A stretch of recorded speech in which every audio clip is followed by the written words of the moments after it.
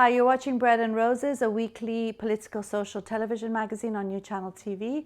I'm Maryam Namazie and I'm presenting this week's program with my fantastic co-host Bahram Soroush. Hello. And Fariborz Pooya. Hello. In this week's program, we're going to be speaking about faith schools, religious schools. What's wrong with them? Well, where does one start? There's a lot wrong with it. We're going to be discussing the issue here today. We'll also be interviewing a young woman who spent 6 years in an Islamic school in Britain and one in Pakistan, and she found the British one more strict. So we'll hear from her as well. Before we get into our discussion, though, let's listen to a short clip on the issue. Stay with us.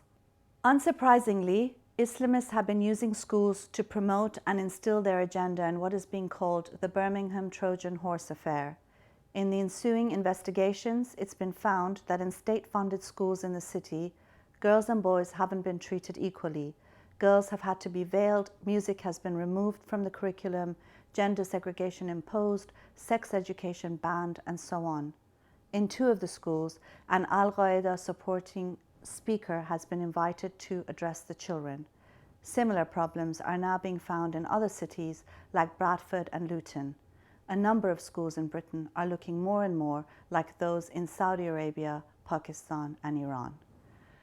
When we talk about this issue, I just beginning with the very term, faith school or religious education, religious schools, I find the 2 terms to be so antithetical to each other. Religion is dogma. You're not allowed to think freely. You're not allowed to question. You have to do as you're told.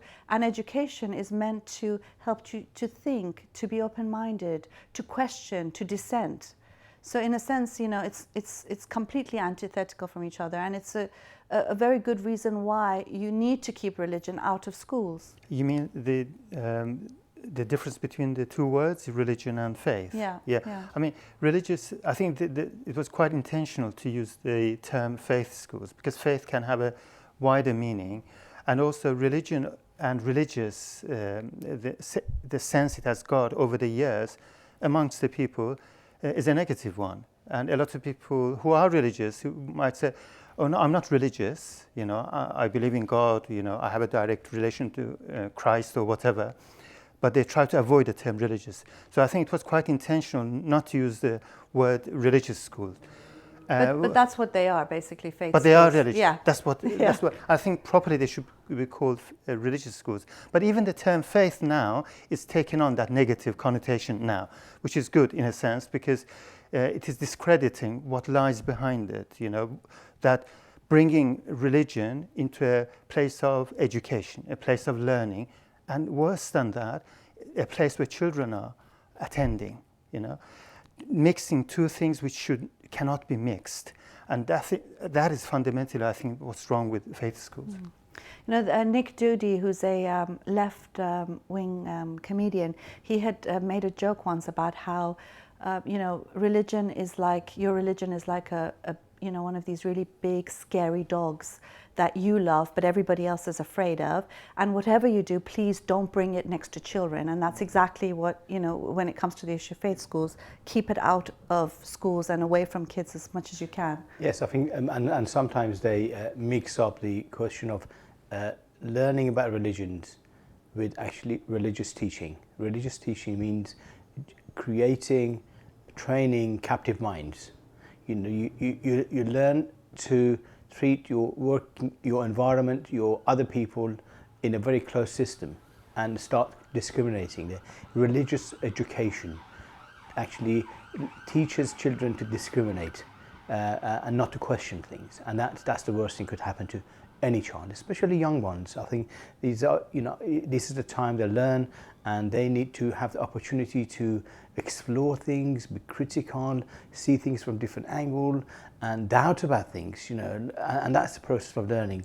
Unfortunately, religious education of any kind, it works against that sort of ethos of education and learning and spirit, or free spirit. I think that's very important. The thing with this whole Birmingham Trojan Horse affair is that it's not surprising in a sense, because this is what happens when multiculturalism and multi-faithism become central to government policy, whether it's got to do with having your own courts, to having your own schools, and so on and so forth. And what it's done is basically put religion and culture, given it a superior status to real live children and human beings. And so we're seeing that children's rights no longer seem to matter. Education doesn't seem to matter. Having, access to the national curriculum. A lot of these faith schools are not following the national curriculum. They're doing the very opposite in many instances, and nonetheless it's being allowed. And in a sense, finally, it seems that there's a look at this issue, but not enough really. Yeah, I mean, what I think is wrong about faith schools is not what is commonly presented in the media. For example, there's this issue that faith schools are excluding non-believers from attending, for example, or the current case of the Trojan horse affair situation is really critical of the excesses, the extreme extent that they have gone, But I think that clouds the whole debate, because I mean, if you remember, the faith schools, the Islamic schools, the Muslim schools, started in the UK when Islamists, requested that because there is freedom for the evangelical church, for example, the Church of England, to have their own schools, then the terms of equality make it right for us to have ours as well. The sort of equality position, that is what is put forward. But the issue is, even the Church of England schools, faith schools, in total, they're fundamentally flawed, as Fariborz was saying, and because it is mixing, bringing to children the place of education and place of children's education, something which is against everything that is supposed to be taught in schools. Science, having a critical mind, and the ability to grow up and have a happy childhood without all these restrictions of the mind and the body. And remember, in Islamic schools, even kids aren't they're segregated. I mean, girls can have been banned from a lot of activities which we would consider as very basic. So the whole idea of the faith schools, I think we should go to the fundamentals and not say that it's a question of equality, and say they should be banned altogether. They should be abolished for the whole idea of faith schools. Yeah, I mean, the thing is that equality is not meant to be for religions or for beliefs and so on and so forth. The beliefs are not equal. There are certain beliefs that are horrendous, and in a sense, but people are equal, human beings are equal, children are equal, and therefore if we start looking at the equality of children and the rights of children as opposed to the rights of religion and religious groups, then it becomes very clear that religion really has no place in the educational system. And I think you're right. That's why Michael Gove is actually incapable of dealing with this issue properly, because he's the one who had actually been pushing religious school through free schools. But as long as they are within the limits, acceptable limits, it doesn't matter, you could set up. But don't go for the extreme. I mean, that's his message. On the other hand, this is an opportunity for us to say children need to be free from indoctrination, and the mind actually needs to be free, and education and the school environment should be an environment for them to learn.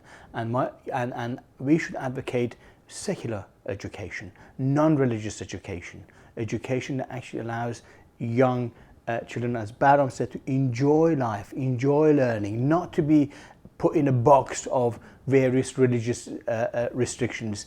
And that's a horrible experience when you actually hear children who've grown up in religious schools, of even Catholic schools or Islamist schools. You'll see the stories are horrendous, and that's unacceptable. Yeah, I mean, that's a good segue into our interview with Aliyah Saleem. She's a young woman who went to an Islamic school for 6 years here in Britain and 1 year in Pakistan. Let's hear what she has to say about the experience, which which she faced lots of difficulties, and she does say that she's still traumatized by that experience. Stay with us.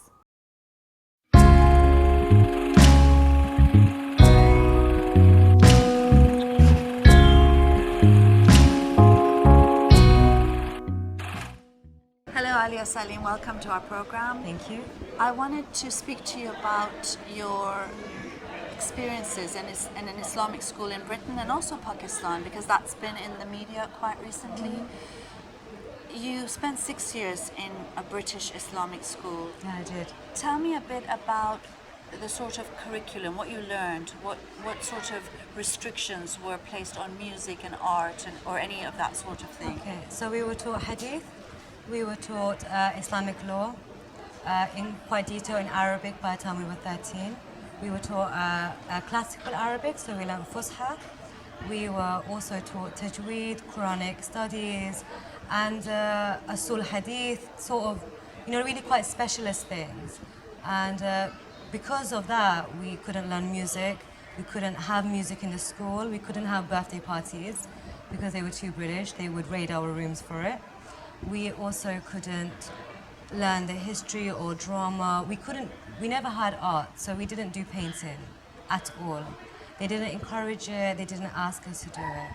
So most of our lessons were, I think 60% were Islamic studies. And only one type, I would say Hanafi, Wahhabi, and we didn't really get introduced to even other Islamic ideas. It was, you are this one strict way, and that's it. So, I mean, with so much Islamic studies there, was there time for other things that are linked to the national curriculum, like history, geography, Because of all of those extra subjects, we couldn't cope. So they sort of messed around with our education, national curriculum-wise. On top of that, we could only learn the bare minimum. So we didn't have time for history, or for geography, or for drama, music, art. We didn't learn other languages, no French or German, or any of these other things. And you also mentioned there were quite a lot of restrictions on you. It was a girls' school, was Yes. it? What sort of restrictions did you face? Well, we couldn't go out, we couldn't have telephones, we weren't really allowed to we didn't have television, we never watched television. We couldn't go out on the weekends, or we couldn't go shopping or anything like this. We only went home once a month. So it sounds like you were prisoners there. It did feel like a prison. I mean, I know a lot of girls tried to go out on the weekend, and those girls were expelled immediately, even if they decided to go down the shops. So yeah, it did feel like a prison because we were inside a sort of harem because there was no men inside. And I know now they have CCTV cameras everywhere in the school, apart from the girls' bedrooms. And the school doesn't allow a woman to be on camera without her hijab. So this means that wherever they go in the school, they must wear hijab, and also they can't wear jeans. They must wear only Asian clothes in case they become too Western. I mean, it just sounds like a completely different country. Like, you can't believe this is taking place in Britain.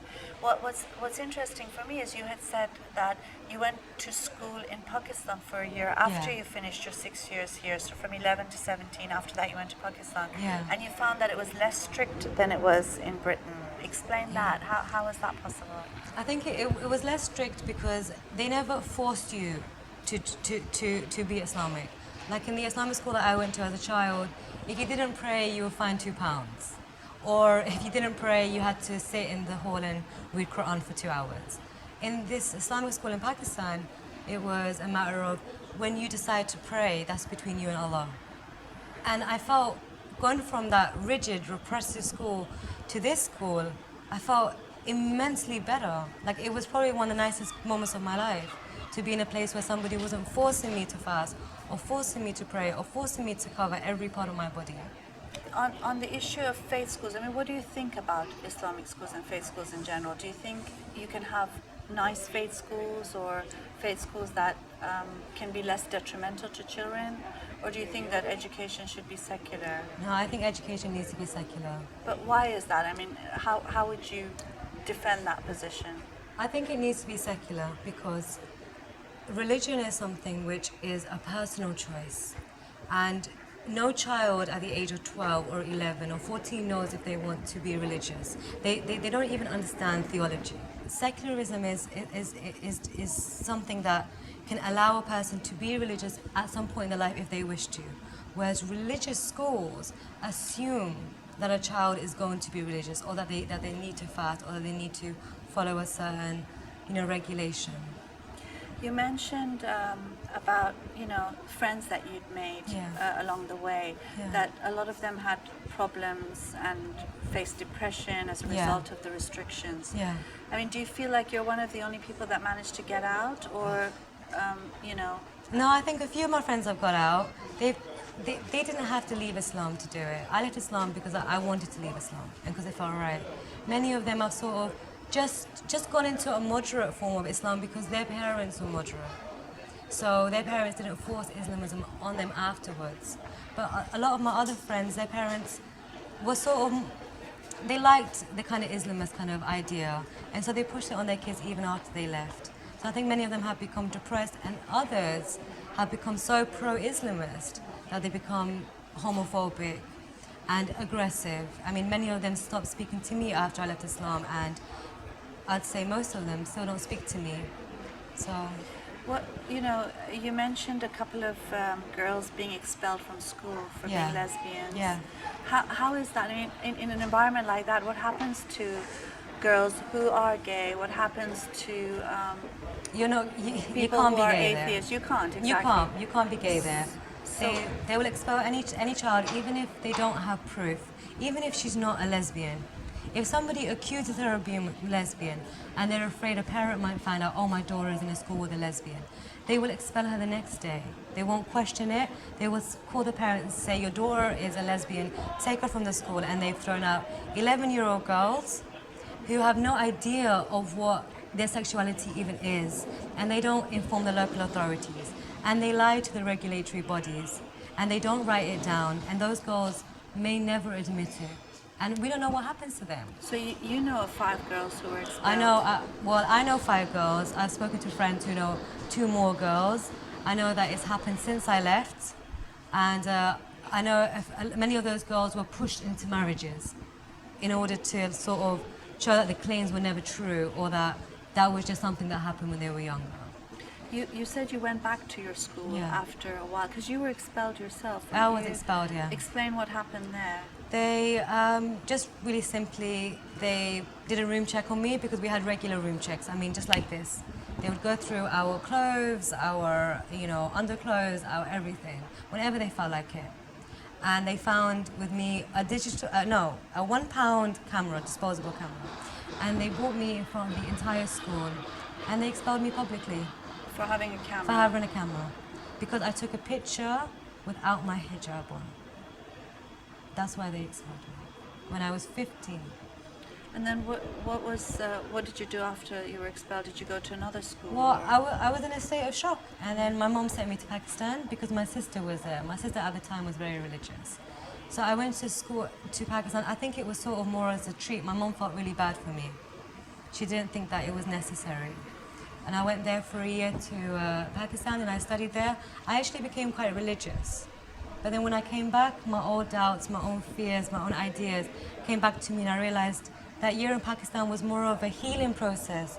But what happened to me when I left the school, it traumatized me. Even till now, when I went back for a project a few months ago, I realized how traumatized I was by the school and how they don't look after us there. There are girls there there was one girl who almost died of anorexia last year, and the school said, oh, she is fasting too much. These people do not understand. In my school, they do not understand because they have never taken the time to actually join the forces of secular schools, join psychiatrists, join counselors in case it goes against their beliefs. And the girls are suffering there.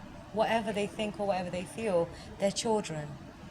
So, I mean, do you worry about the girls that are in your school now? Yeah, I do. I worry about them all the time, and I genuinely worry about them. Do you think what happened in Birmingham is just a one-off? It's just... No. I think what's happened is that Islamism has been spreading for a long time in this country. And because of claims of Islamophobia, and because Britain as a country is so tolerant, they have become so lazy and relaxed here that they can, and they know that they can do as they like. And I think they might be a little bit wary and they might be a bit more concerned now, but the idea and the ideology is very deep and ingrained here, and it's a big, big problem. Do you think that there's any place for faith schools at all? in a society? No, I wouldn't say schools. I think secular schools are the most appropriate way to teach children. Religion is very personal and it's very powerful, and ideas of God and faith and fear and hell and heaven needs to stay at home in their own heart. It doesn't need to come to school with them. Okay, thank you.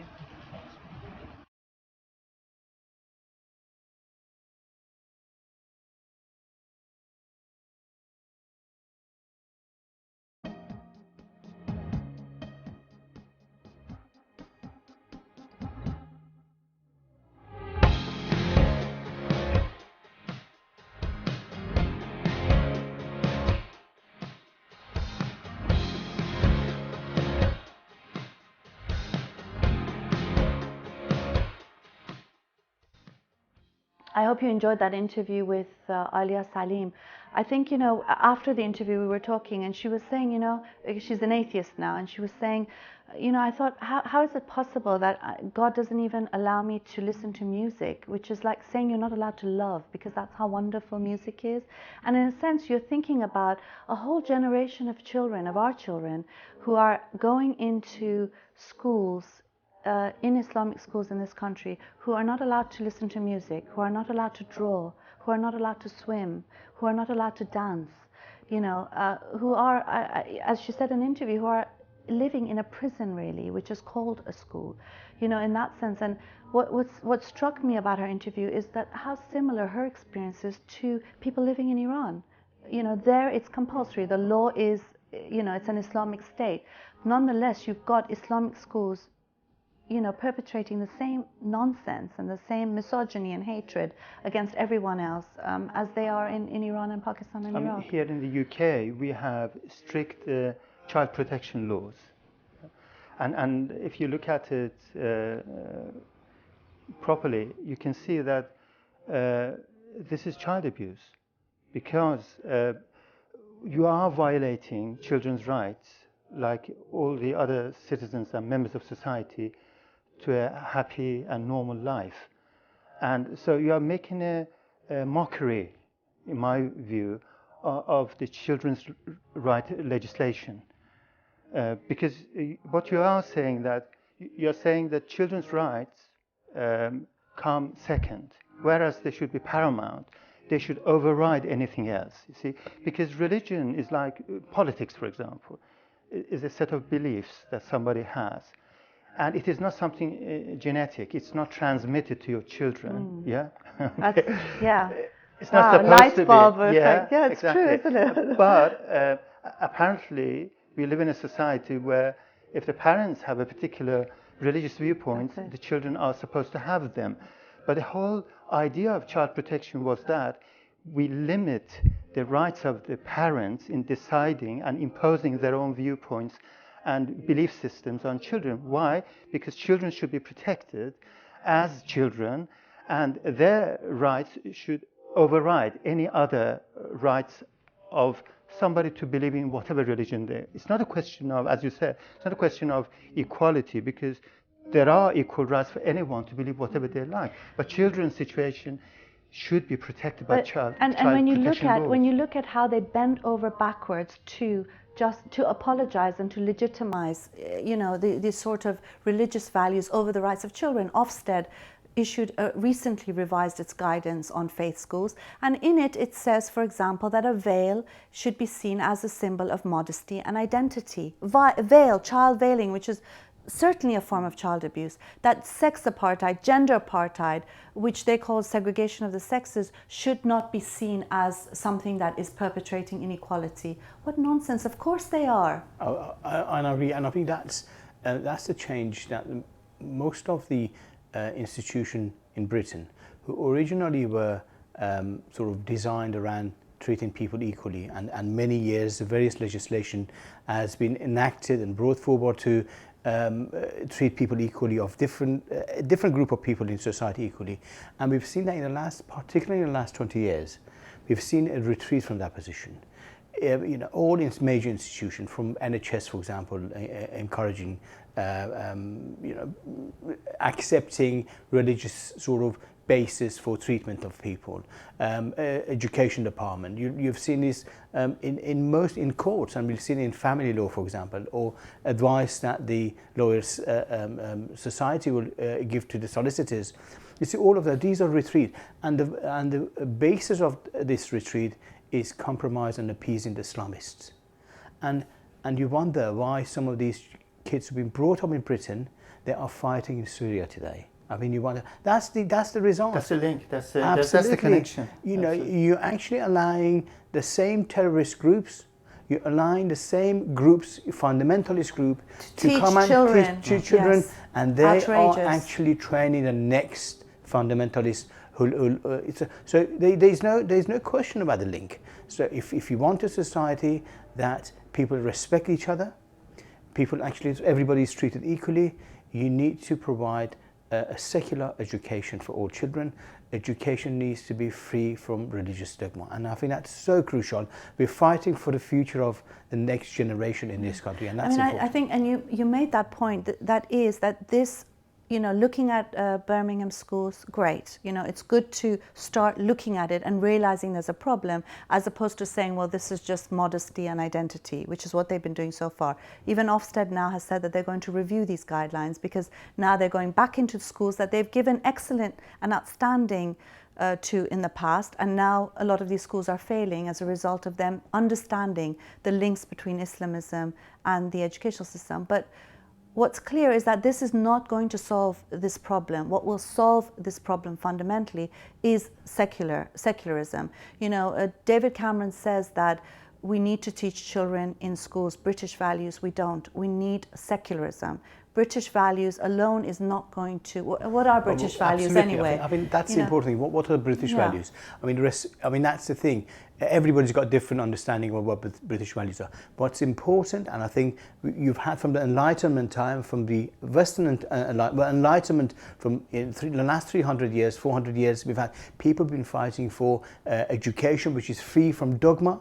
And education to be free from the chains of, a captive mind. Education to be an environment for people to explore things, question things, doubt things, experience, make mistakes, and constantly revise your ideas based on the evidence. Religious education does not provide this, and that's so crucial. That's the value that children need to be taught, to doubt, to learn, to question. And a religious education does not give you this. And if you want a society with next generation to be brought up as critical and advanced, that create a society that advances all the time, you need to have these values. And it's critical not, and values it's also, not just that religion and education are antithetical to each other. Religion has always stood and stopped progress, stopped advances in science and thought and everything. And in a sense, to have that then in an educational system is so absurd. The absurdity is just, it's incredible. And the fact that it's a respectable thing, that a lot of these faith schools are actually publicly funded. But my position is that private or public, it shouldn't be allowed, because our children should have priority. Yeah, it shouldn't be just limited to public. Even private. I think this question of, if anything, if we needed a wake-up call, this is it, the Birmingham situation. And it's a wake-up call to tell us that we have to go to the roots, to the beginning, the whole idea, the whole philosophy behind it, which is, I think, it is connected with other sort of postmodernist cultural relativist ideas that, we want to have a mosaic of society. We want to treat all religions the same. But that, again, that confuses the situation, because you have to have an education system which has its own laws and philosophy.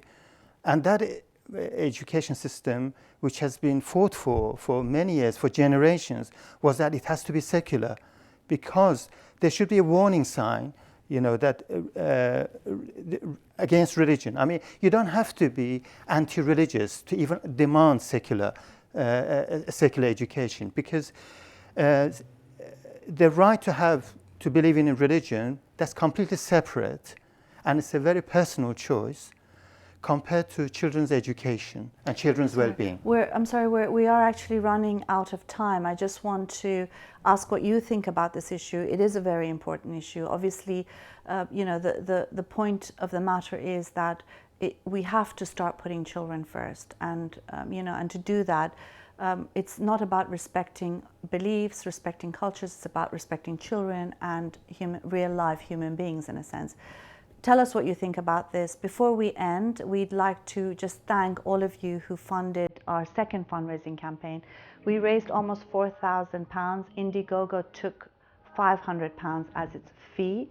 It was called highway robbery in the past, but anyway, with that money, we are going to try and get a video mixer, and we've also managed to raise another £1,050 for microphones and lighting. So thank you, and we'll mention some names of donors in future programs.